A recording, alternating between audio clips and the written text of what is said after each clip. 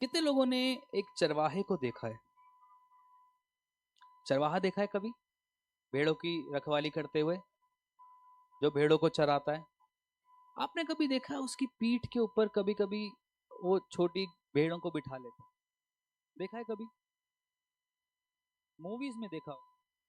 Check check check, hallelujah, praise the Lord. Movies में देखा होगा आपने कि वो क्या करता है। कभी कभी हाथ में लाठी होती है, आगे भेड़ों को चरा रहा होता है, और जो भेड़ छोटी सी थक जाती है उसको क्या करता है, अपनी पीठ के ऊपर लाद लेता है। आपने कभी ट्राई किया है पीठ के ऊपर भेड़ को लादने का? अपने बच्चे को लादने का ट्राई किया है? हाँ। कितनी देर आप उसे बिना पकड़े अपने बच्चे को अपनी पीठ के ऊपर लटका सकते हो?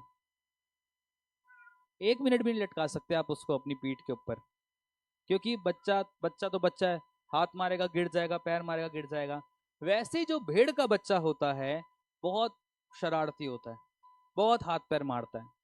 तो जो चरवाहा होता है उसके पास एक ट्रिक होती है। वो क्या करता है, उस भेड़ के बच्चे के आगे वाले जो जॉइंट्स होते हैं पैर के, उसको थोड़ा सा डिसलोकेट कर देता है। जब वो उसको डिसलोकेट करता है तो उसके जो पैर होते हैं वो लटक जाते हैं, वो चल नहीं सकते।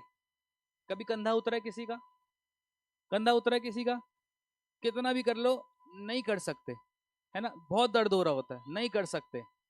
वैसे ही वो जो चरवाहा होता है उनके पास एक ट्रिक होती है कि वो उस भेड़ के बच्चे के पैर को डिसलोकेट करके अपने ऊपर लाद लेता है।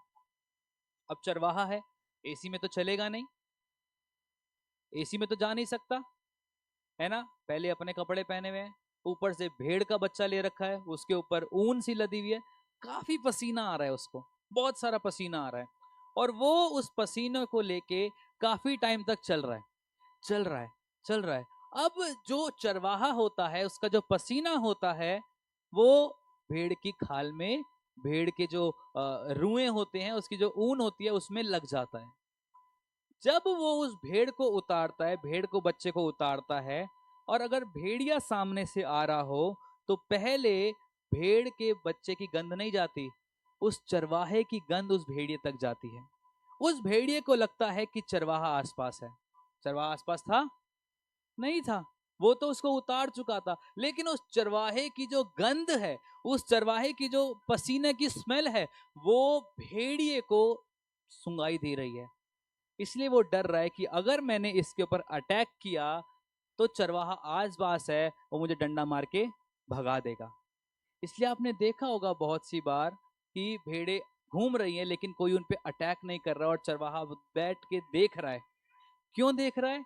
क्योंकि चरवाहे को पता है कि मेरी गंध उनके अंदर है।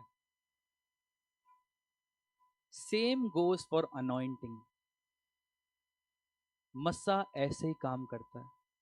बहुत सी बार प्रभु आपके पैरों को इसलिए डिसलोकेट कर देता है क्योंकि वो चाहता है कि वो आपको अपने कंधे पे उठा के चले।